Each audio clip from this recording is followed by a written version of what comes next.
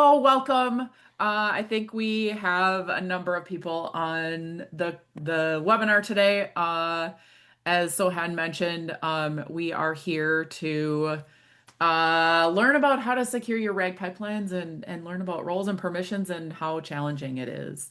I see in chat there's a question about this being recorded. We are recording it. You'll get the recording sent to after this. We'll also post it on YouTube after on our YouTube channel about a week later as well. Um, so if you want to head to the next slide, Sohan. Yeah, and if you have questions today, please put them in the Q&A part of Zoom rather than in chat. It'll make it easier so that we make sure that we get them. Arjun is here. My coworker's here to help kind of answer some of the questions that do come in that might not be relevant to talk about as we're talking here. But we still want to make sure they get answered. So definitely put those in the Q&A area. Um, I'm Jenna. I am a developer advocate at Pinecone. I'm here with Sohan. Do you want to say hello again? Yeah, dev advocate at a startup called AuthZed. And yeah, thanks for having me. Yeah, absolutely. Okay, next slide. Today, so the first thing we're gonna do is just kind of level set on what retrieval augmented generation is, make sure everyone is kind of on the same page about what we're talking about today. We'll talk about where Pinecone fits in, and then a little bit about why security of the RAG pipeline is important. And then I'm gonna hand it off to Sohan to talk about ReBAC, Zanzibar, SpiceDB, just kind of get into more of the details about how we implement this. And then we're going to show off a demo and do some Q&A at the end. As I mentioned with Q&A, please put those questions in the Zoom Q&A. You can see it at the bottom of your screen. Yeah. Okay, next slide. Okay, so just want to level set on what RAG is. It is a technique that allows you to bring in authoritative external data to improve the accuracy and relevancy and usefulness of your model's output. So it's going to do this through four main components. We have ingestion, retrieval, augmentation, generation, and you can kind of see these highlighted on the image here. So during ingestion, it brings in authoritative data like company proprietary data that is loaded into a data source. Then retrieval happens, and this is where we actually retrieve data, search for data from this external data source based on a user query. And then augmentation, we take that user query and we combine it with the retrieved data, and we pass that as context to the model to generate um, more accurate output in the next step, which is the generation step.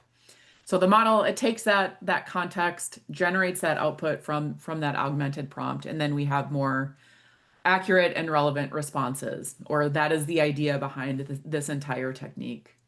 So what's shown here, this is just a very simple RAG pipeline, but we're now seeing agents who are now orchestrators of these core RAG components, and this is to help you help construct better queries, access additional retrieval tools, evaluate the accuracy and relevance of that retrieved output or retrieved results, and then also being able to apply reasoning to validate that information to trust or discard it throughout that process.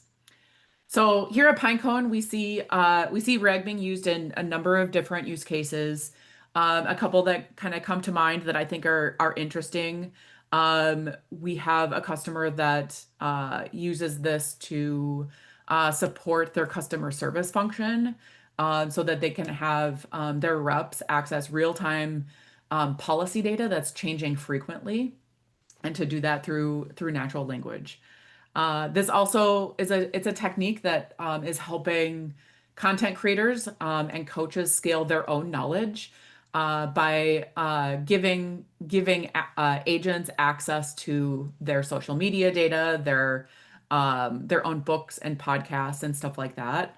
Uh, and then another interesting use case is just with legal professionals needing to access data and insights from case facts and laws at their discovery stage, and then being able to reduce some of the manual tasks that come in during that process.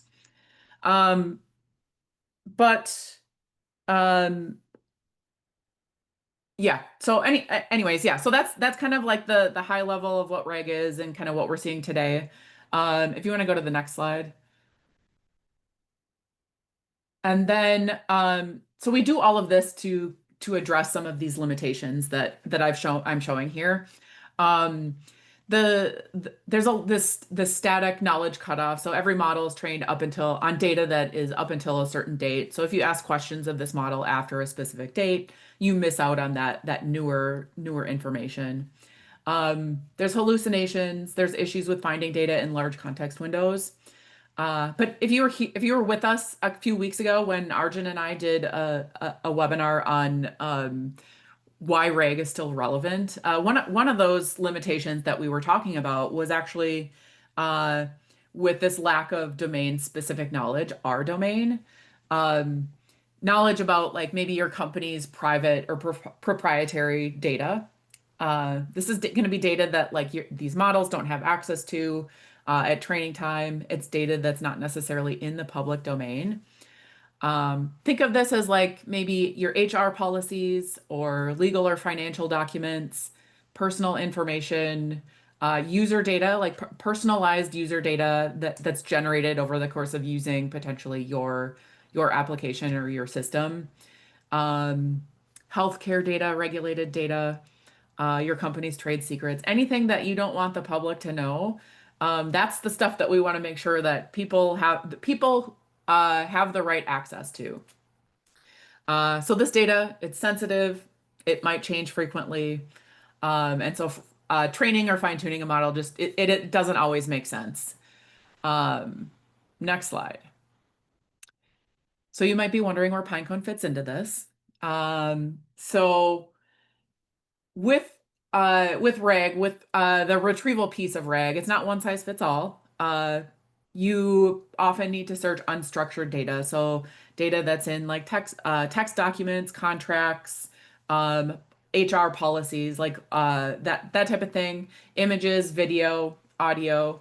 You might want to search that with natural language, and that's where Pinecone and vector search actually shine. So instead of scanning raw text and relying on a relational database or an API, Pinecone actually solves the problem of finding the meaning and similarity in large, high-dimensional data. And we do this by providing fast and accurate vector search. So this vector search, it happens over vector embeddings to retrieve chunks of data by meaning. So in the case of semantic search shown here, you can see that uh, in the top section here, these vectors in this vector space are they're further away because the meaning of these questions are very different, even though they use the same word, bank. And then in the bottom part of this image, we can see that those vectors are very close together because are closer together because even though they don't have the same words in them, they mean very similar things. So that semantic search is shown here. And then also like the search could happen over sparse vectors, which would be more of a keyword lexical search. Um, and this is going to be based on how, like I mentioned, like how close they are in a vector space. And so each of these vector embeddings, they are essentially a numerical representation of that meaning. They're long lists of numbers. They represent each number represents a piece of that data, like different dimension of that data. Uh, and then we use a similarity metric or a distance metric to actually determine how far away those vectors are. So we compare that query vector, what your user is querying for, with the vectors of our data to find the closest ones or to find the most relevant matches. So what happens when the wrong person or the wrong system gets a hold of this data? or it gets a hold of data that they shouldn't have access to. That's actually why we're here today. So there's some potential consequences here. Um, it could be exposing private or confidential HR data or financial data to the wrong people. Internally, when you're running larger companies, enterprises, millions of documents, billions of documents, need to be able to control who has access to those documents. Um, there's also the consequence of violating compliance or regulatory laws like HIPAA or GDPR, providing inaccurate information to either downstream systems or to your model generation. So, um, if we're able to actually restrict the data that you are supposed to have access to, that is ultimately going to be the more accurate data that we then provide to either that next system or that next model generation step. And then finally, there's an erosion of trust in AI systems that we see, or that could happen if you're, obviously the wrong people get a hold of the data. It's potentially used maliciously, or even just like I mentioned in the last bullet point, the inaccuracies that could happen. So I'm going to hand it over to Sohan, who's going to kind of dive deeper into this topic and how we can actually implement. Take it away. Yeah. Thanks, Jenna. And Yeah. I'm going to switch over to my dark mode slides now because I'm more of a dark mode guy. But essentially what Jenna said, and I've been working in the cloud for a while. And for those of you all working in the intersection of cloud and security, you might have heard of this list called the OWASP Top 10 list. OWASP is an industry body, and they look at risks to things like web apps. And last year, they came up with a list for risks for LLM applications. And I'm highlighting three of these, which are disclosing sensitive information, giving either an AI agent or an LLM too much agency, where it does something it's not supposed to, and also embedding and vector weaknesses, where a malicious actor can embed something into a vector database, and if there's no authorization or security around it, it could cause some problem. And three of these top 10 I've highlighted because they can actually be addressed by proper authorization, which is what I'm here to talk to you today about. A quick primer on authorization. Now, in our industry, when we use the word auth, we can conflate it with both authentication and authorization, which are two very different things. Authentication is identity, who you are. So you might have logged in with LDAP or maybe Okta, and that basically authenticates who you are. Authorization is the step that comes after that. What permissions do you have, or what can you access?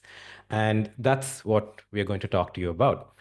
In the past, in the industry, we have achieved authorization with things like access control lists, where, say, you have a document named document one, you have this long list of all the people who can view this document.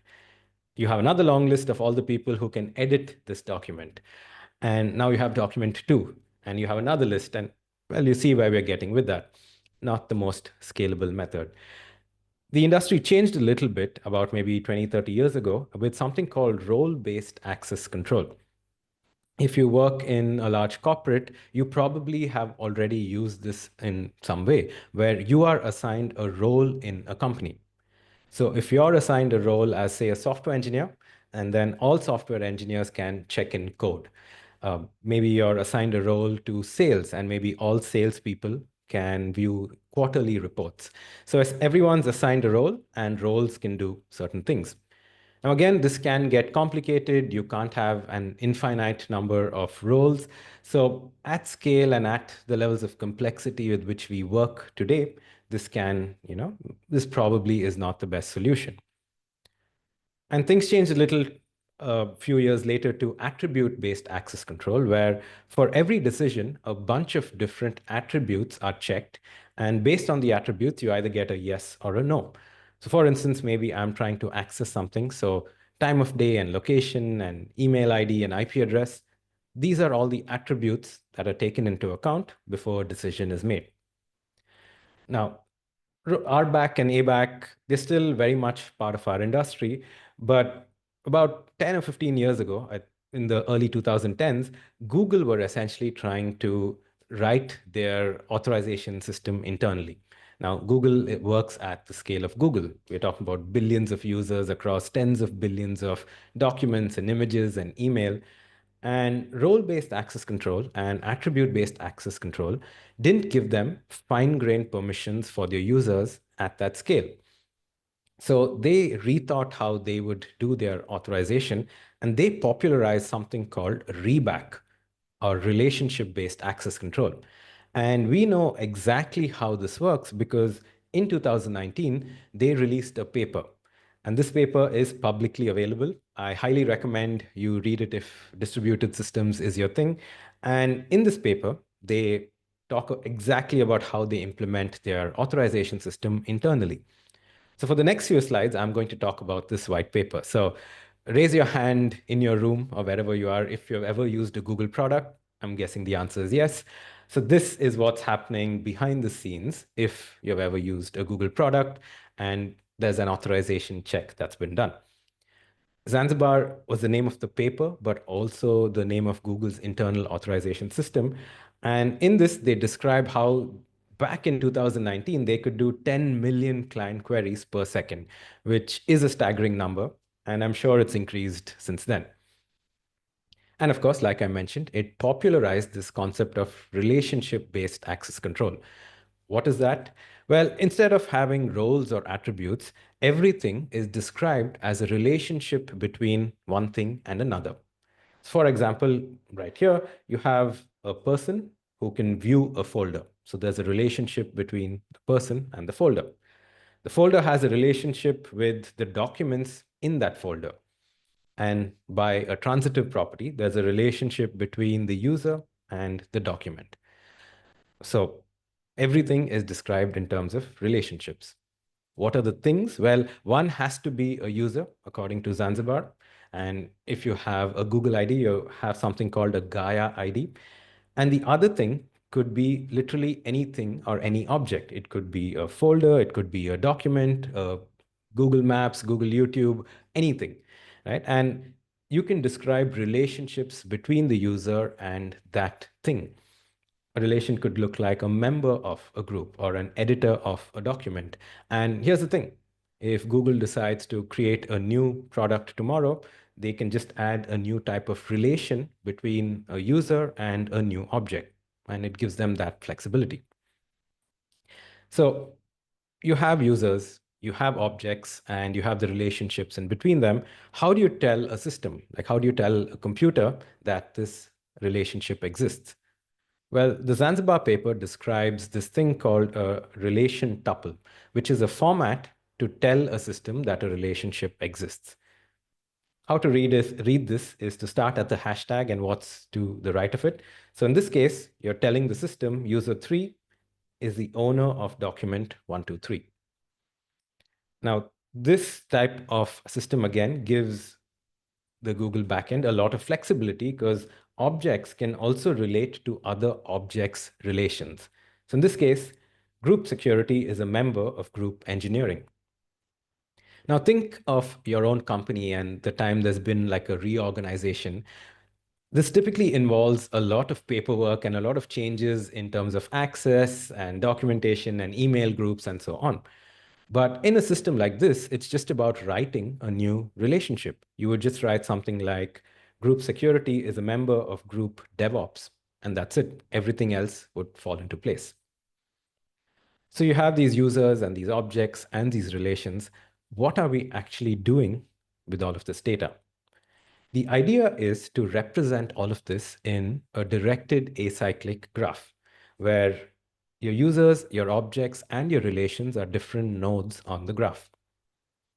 I'm going to take the example of something like Google Docs and take you through an example. So say you have some document and you have readers Fred and Kim. You have a writer who's Jill. Key thing here is this dotted line, which indicates anyone who can write to a document can read the document. And if your requirements change, you can add a new feature. You can add an organization where every admin has write permissions, and it's just another node on the graph. So say a check comes in and Jill is trying to read some document. Essentially, the backend traverses this graph And if there's a unidirectional way to get from some document to Jill via the read permission, that means Jill can access this document.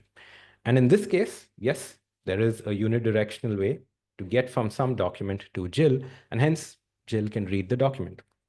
Similarly, Fred cannot write to the document because there's no unidirectional way to get from some document to Fred via the write permission. So if you've ever seen the access denied page when you've tried to access a Google Doc, this is actually what's happening behind the scenes. And in terms of performance, this is an entire talk in itself, read the paper, but essentially all of these problems are broken down into sub-problems and cached as much as possible to give it low latency so that these checks actually happen very fast. We won't dwell a lot on this, but there's a lot of engineering that's going into caching so that you get low latency checks. Now, this paper was released in 2019 and it took the IAM world by storm because everyone's like, whoa, this is super cool. In fact, companies like Carta and Airbnb, they re-architected their entire backends to reflect this Zanzibar-like system. At the same time, there were open source versions of this as well. And one of them, SpiceDB, is originally authored and maintained by the company I work for, AuthZed, but it's completely open source with contributions from companies like GitHub and Netflix and Red Hat and so on. You can check it out on github.com/authzed/SpiceDB.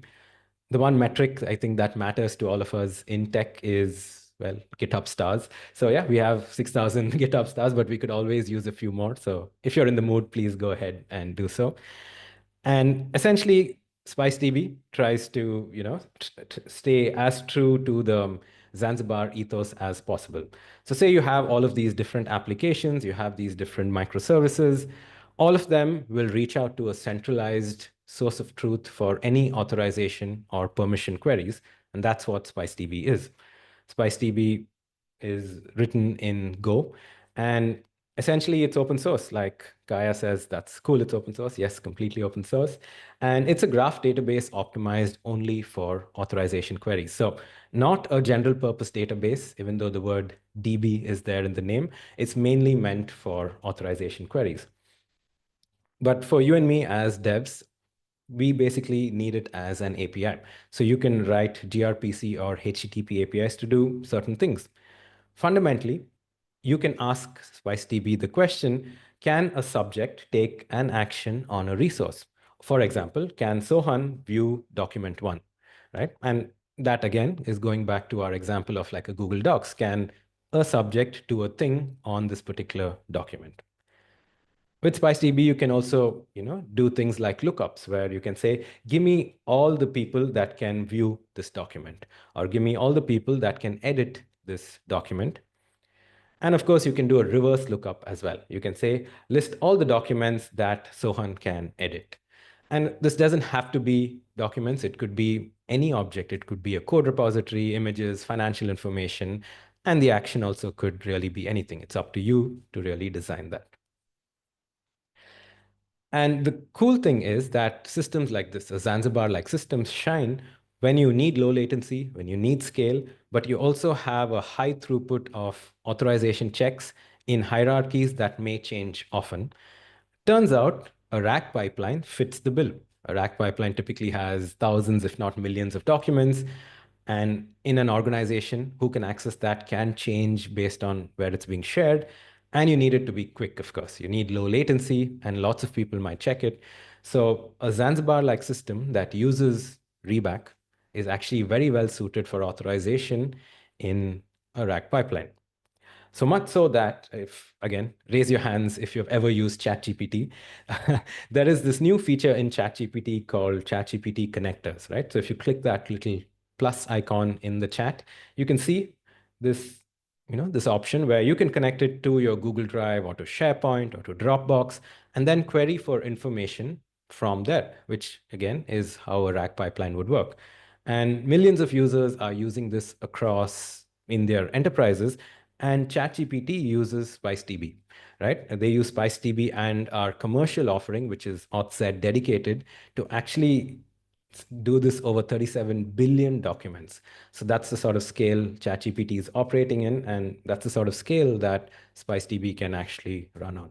So if you weren't interested so far and you're like, whatever, ChatGPT is actually using this at the scale of OpenAI, and that's what we're going to do our demo on. Cool. So let's actually dive into how you'd start securing RAG pipelines with fine-grained authorization. So earlier, Jenna showed us a sort of diagram of how a typical RAG pipeline would look. We're going to look at a very similar sort of flow. And there are two techniques or two ways you can actually look at authorization for a RAG pipeline. The first one is called a post filter. So in this case, a user makes a query, and the query goes through an embedding model, and that embedded query goes to a vector database like Pinecone, and you get relevant embeddings. The thing here to remember is when you're storing embeddings, you can also store metadata saying that these embeddings came from these documents. So say you have document ID 123, you can say, okay, this information came from document ID 123. And the cool thing is once you get that information, you can actually use a Zanzibar-like system like SpiceDB to check for permissions and say that, okay, this document is where this piece of information came from. Does this user actually have access to that document? And only if the user has access to that document will they get a response, or will that question go to the LLM and then get a response. So you're adding a check permission before sending anything to the large language model, and thereby information only that the user is allowed to access is retrieved from this vector database. So this is the post-filter authorization method. Excuse me. There is a pre-filter authorization method as well, where the user makes a query, and before you go to your vector database, you can actually do a lookup. Like I just mentioned, you can do a lookup to say that, hey, give me all the documents that the user has access to. And based on the response, you can query only those documents that the user has access to from your vector database, and then send those to your large language model. Today's demo, I'm going to be showing you this pre-filter approach where we'll use SpiceDB, of course, for our lookup request. And of course, we're going to use Pinecone as our vector database. We'll use OpenAI as our large language model, but you can swap out pretty much any model right now. And we'll use LangChain to chain all of these together to create, our object. Also, this demo is available on GitHub. The notebook is there. And to do this demo, you need a Pinecone account and an API key. You need an OpenAI account and an API key, and an instance of SpiceDB running. And I'll show you this demo on Jupyter Notebook. So, feel free to follow that along. I'm going to pause on the screen if you want to take a screenshot, or an Arjun, if you can help out with maybe posting that link in the chat, that would also help. I can get the link, but I cannot post it in chat. So I will send it Okay, to you, yeah. Arjun, unless you already have it. Oh, sweet. Aaron's come in clutch with the link. Thanks, Aaron. Okay, So I'm great. going to go to the demo. Now, this demo is distilled to maybe the easiest I can show, but rest assured that these are techniques that you can use at scale for even like millions of documents. The demo is easy. There's a logged in user named Tim who can access 2 documents, and we're going to query a little chatbot for information based on those 2 documents. And then we'll take away Tim's permissions for one of those documents, and we'll make the same query, and we'll see what happens. So just to start off, I have SpiceDB running locally on my system. Jenna, just let me know if you can see my terminal. You can? Okay. So Yep. I have a local version of SpiceDB running on my terminal. Typically, you would run this in the cloud on Kubernetes, all of that. And this is my RAG notebook. And again, hopefully you can see it. First things first, with any Zanzibar-like system, you have to define something called a schema. Essentially, a schema is how you would represent your use case. And by that, I mean your users, your objects, and your relations. In this case, we have a user, we have an object, and the relation between the user and the object. In this case, a user can be a viewer of a document, and if they're a viewer, they have a permission to view. You can also later add it as a relation editor, right? Where you can also edit the document, but we're keeping it simple. And I've written this schema to my SpiceDB. So I just ran that cell, and you will see here at time 637, there is a write schema call made to my SpiceDB. Once that's done, I'm going to write relationships between this logged in user Tim and the two documents that he has access to. So you can see here, I'm creating an object of user Tim, and I'm creating a viewer relation to the article with ID 123, and the same thing with ID 456, right? I'm going to write those two relations. Again, open SpiceDB, there is a write relationships call that's made to SpiceDB. I've created a Pinecone database already. You can see it here. It's called documents. And I've upserted two documents into my Pinecone vector database. Now, they don't necessarily make a lot of sense because I was having fun with it. But the first one says, Bill Gates won the 2025 Oscar for Best Football Movie. There's no such thing. If there was, Bill Gates probably won't win it, but just making up something. And the second article says revenue for Q4 is $1 billion. Again, you don't need to worry about that. But I've upserted these vectors into my Pinecone database already. So if you look here, you will see it's already in my Pinecone database. Now, here's the key part, which is this section where we're going to hit the lookup request before going to our vector database. So I'm going to be like, for the user Tim, give me all the type of articles that he can view, right? And I'm going to print out the response. You can see here, the response is Tim can view the two articles. And again, you can see the call that's been made right here in my SpiceDB. So once that's done, we can actually send this embedded query with filter to Pinecone and then send that to OpenAI. So I'm initializing a LangChain object for an OpenAI chat model. You can swap this out with pretty much any LLM model. And I've initialized a LangChain object for a Pinecone index right here. I've given all the details for my OpenAI embeddings. And this is the key part.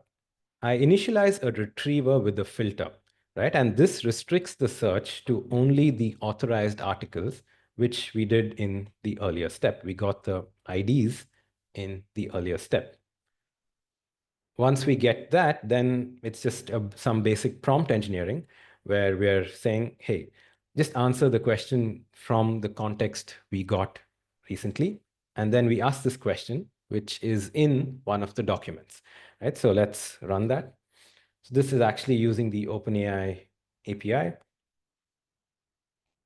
So here's the prompt, who won the Oscar for Best Football Movie? It's looking at the two documents, and hopefully it should give us the right answer. And yes, it does, because this piece of information was there in the document. You can also do fun things with it and say, summarize only the articles that the user is allowed to view. Same thing again, do a lookup resources, get the documents the user is authorized to access, iterate through it through a LangChain object, send it to Pinecone, send it to OpenAI. And let's actually run that and see what happens. So it says, yes, Tim can view these two articles. And now it's making the call to Pinecone and then OpenAI. Yep, this is a summary of the two articles that Tim can access. So here's the fun part. We're going to remove Tim's permission to view this one article, right? Let me run that.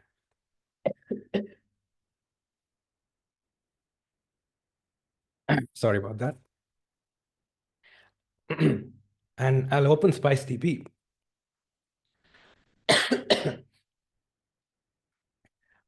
And you'll actually see that there's a, sorry, I've been unwell all week.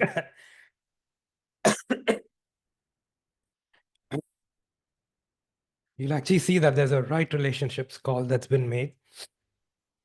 So let's run that again and see what documents that Tim can actually view.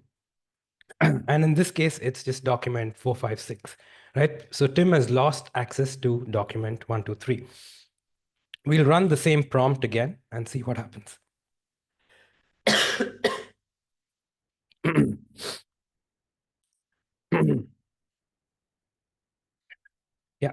as you can see, there is no answer here because Tim doesn't have access to that document. It says this context does not provide information about an Oscar winner.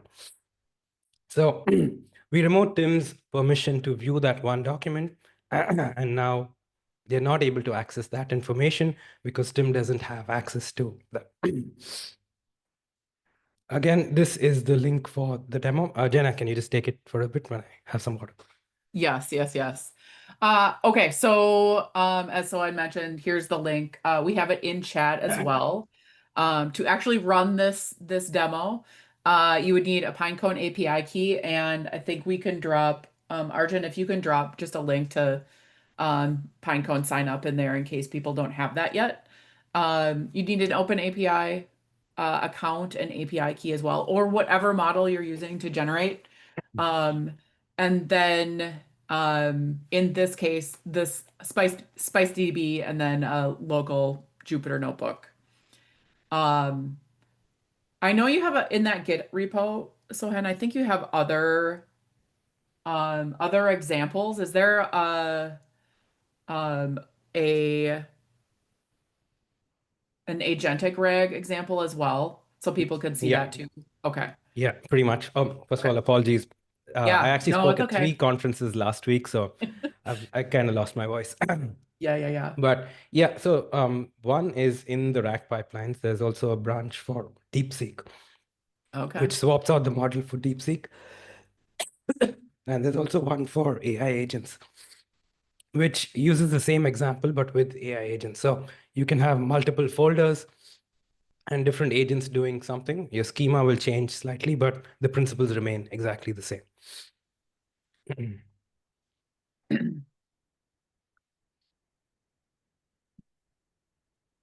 Sorry, and yeah, I think like I mentioned, this is a super simple demo that simulates like one logged in user, two documents, but essentially a company like OpenAI will be doing something very similar, just horizontally scaled. So yeah. Sure, sure. Um, so we don't have any questions in chat right now. We did have one that I just answered about, and I think maybe we can just talk about this, but this was related, the question was which approach is preferred at scale? Um, and this was related back to the pre and post filtering. Can you just talk, are you able to talk about like when I would choose one versus the other? Yeah, that's a great question. So essentially the post filter, let me just scroll in that.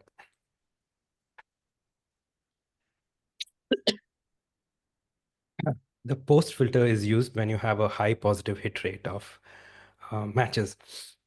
So say you have 200 documents and maybe the user has access to most of them, and you might know this based on data. This method actually works really well because the check permission request is a very fast process. When you when you have say like 1 million documents and a low positive hit rate, the pre-filter works better because while the lookup request is a more expensive computationally expensive process, you're getting all the documents that the user can actually access as opposed to doing a check for millions of them. So depending on the hit rate, I would choose either pre or post filter. Okay, cool. If you have questions, please drop them in the Q&A portion of Zoom so we can get them answered live. Um, I'm for anyone that's on the webinar today, I'm curious, and you can just drop this in chat. What are you using any sort of authorization or a way to kind of secure access to your pipeline data today? And if you are, can you maybe share just a little bit about what you're doing? Uh, would love to learn more about what people are up to. Okay, no questions. I have a question for you, Sohan. What so you mentioned that SpiceDB is an open source product. What extras does AuthZed offer there? Like like is there extra support that I can get? Is there cloud version? Like what would I be buying? Yeah, we actually just launched an AuthZed cloud about like a month ago. So you can self-serve create infrastructure for running SpiceDB. Essentially, we make money by selling infra to run SpiceDB. Authorization is on the critical path, so it has to be like low latency and high throughput. So companies, prefer saying, "Hey, can you can you give us your tech stack that'll run, next to ours, to avoid things like noisy neighbors and stuff." So for that, we have something called AuthZed Dedicated, which is in a way like our tech stack running in your workload, right? Sure, sure. And companies like OpenAI use that. But now we also have AuthZed Cloud where you can actually do all of this by the click of a button. So essentially, you have infrastructure to run SpiceDB. Okay, okay, And in terms of functionality, you can do all of this in the open source as well. We actually okay, have customers like Reliant, which is a company that works in EVs and batteries. They straight up run open source SpiceDB in Amazon ECS. So you can do that as well. okay. We have a question from Flavia. If we use N8N, where should we put the pre-filter AuthZ? So I actually don't know exactly the answer to this. We see a lot of people coming to Pinecone through N8N, and I don't know if you're familiar with what this is, Sohan, but so it's a workflow automation tool that allows you to, I believe you can drop down to write some code, but it's a way to kind of plug different nodes together to automate a process. And we see that people are doing this with a reg pipeline or creating a like a chat with your documents type of solution. And so I think my guess, and I don't know if this is supported out of the box, but my guess is you would have to add an additional node potentially. I believe there's an HTTP node where you can make an API call to another service. My guess is you would have to implement that piece in order to get the right information to do the Pinecone query. Um, so that's all I know of that right now. But this is a really good question because this is going to be the N8N stuff is going to be something I'm going to be focusing on over the next few weeks and understanding kind of what people are doing with it. So thank you for asking. Yeah. Okay, what else do we have?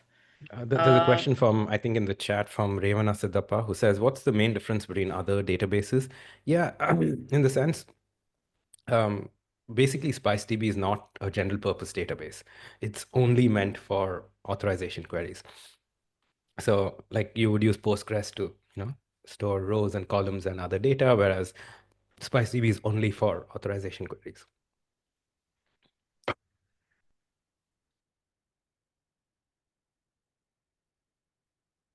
okay.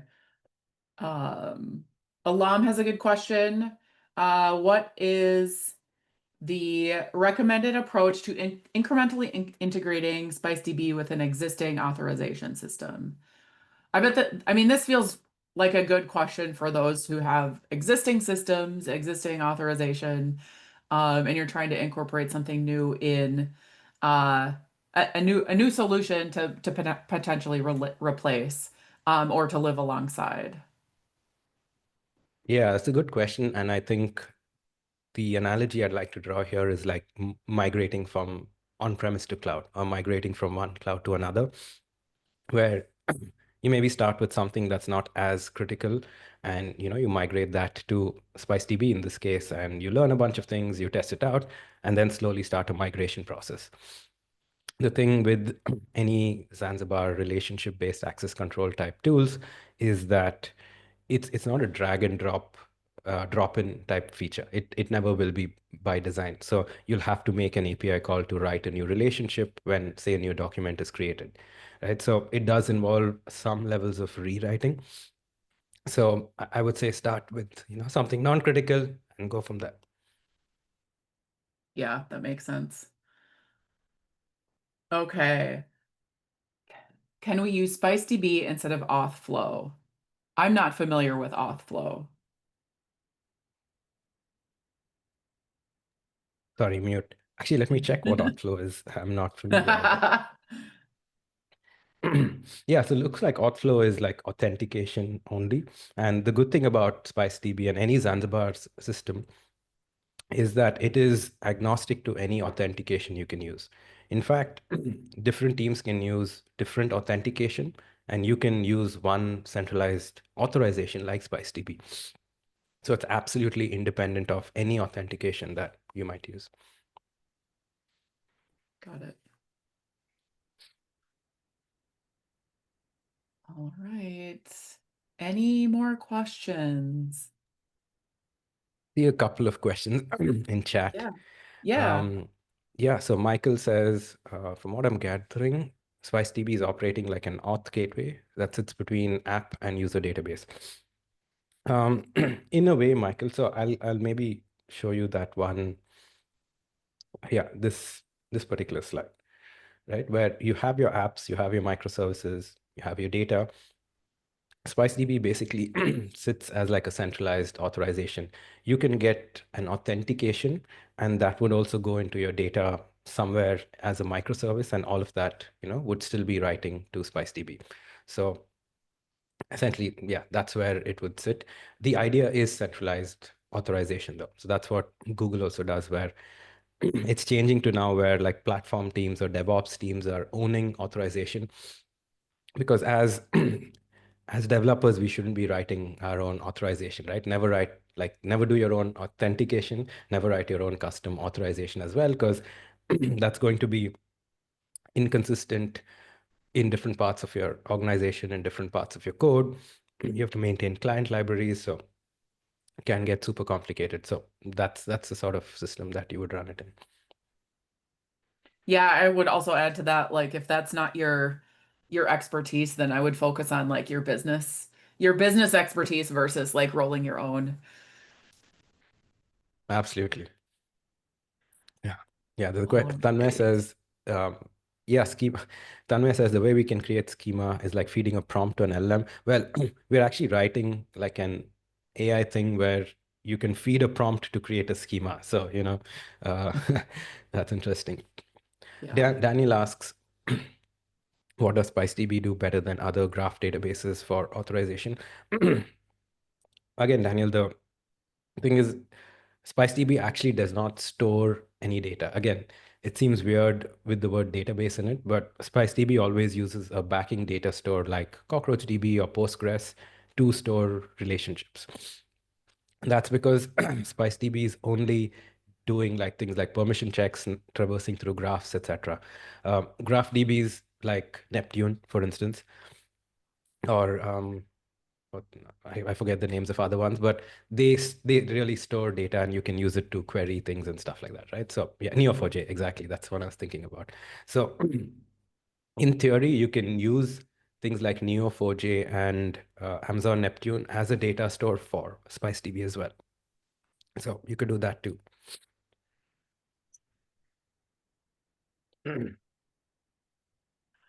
Is integration possible for server-side web application frameworks like Ruby on Rails?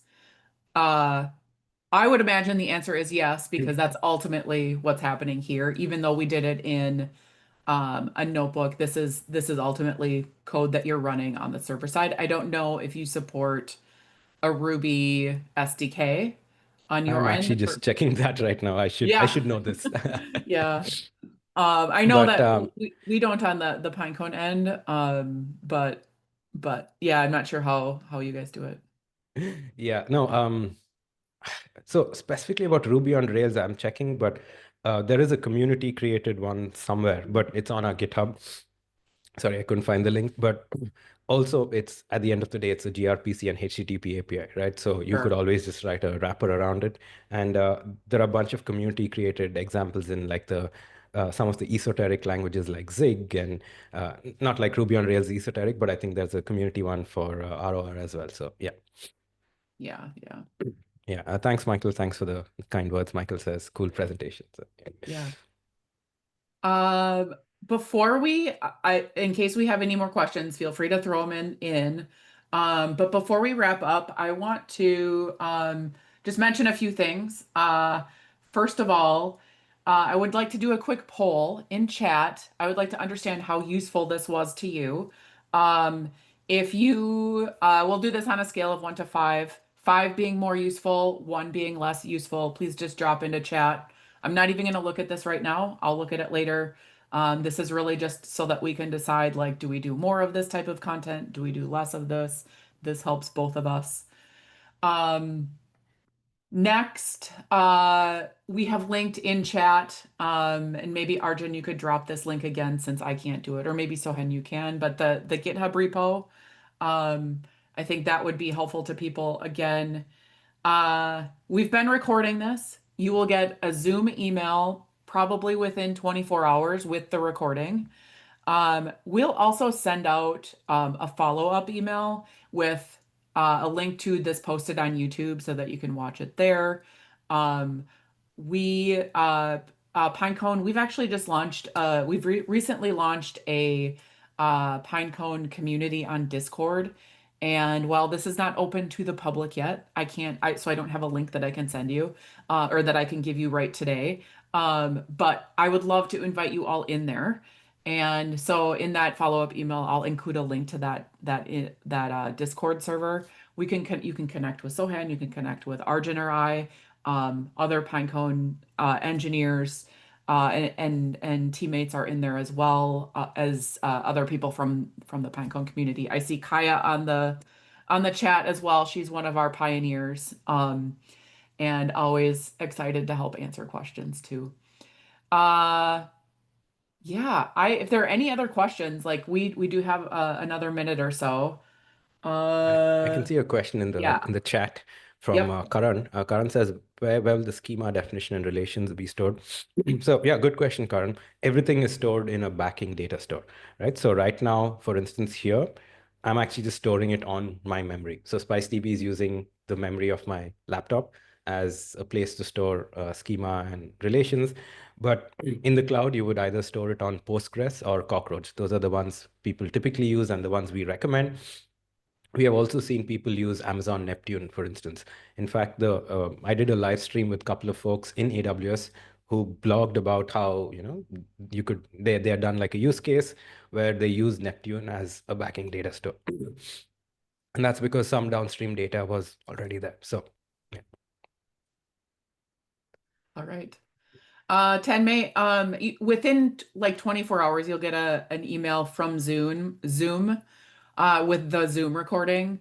Within about a week or so, we'll send out a follow-up email with the actual YouTube version of it.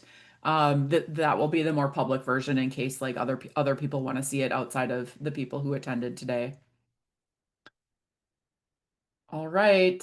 Um, Yeah, okay. Last question from Flavia before we wrap up. Not totally related to presentation, but can we vectorize mathematical data in Pinecone, like lectures, PDF, books, etc.? Yes, you can vectorize or embed data like audio and images as well, or audio, images, video as well. But yeah, so if you have like a PDF that has like latex mathematical formulas embedded in there in the PDF. It just is really going to depend on your chunking strategy and how you choose to break that up and whether it's the actual as an actual image or as a piece of text. So it is definitely possible. Okay, I think we are at time. We're over time. Thank you, Sohan, for doing this with me. It was really good to partner on something and have all of you here today, joining in with us and such great questions. So thank Yeah. you. Thanks for having me and really Yeah, enjoyed interacting with all of you. Thanks again. yeah, yeah. All right. Thank you. I'm going to end everything and we'll be done recording very soon.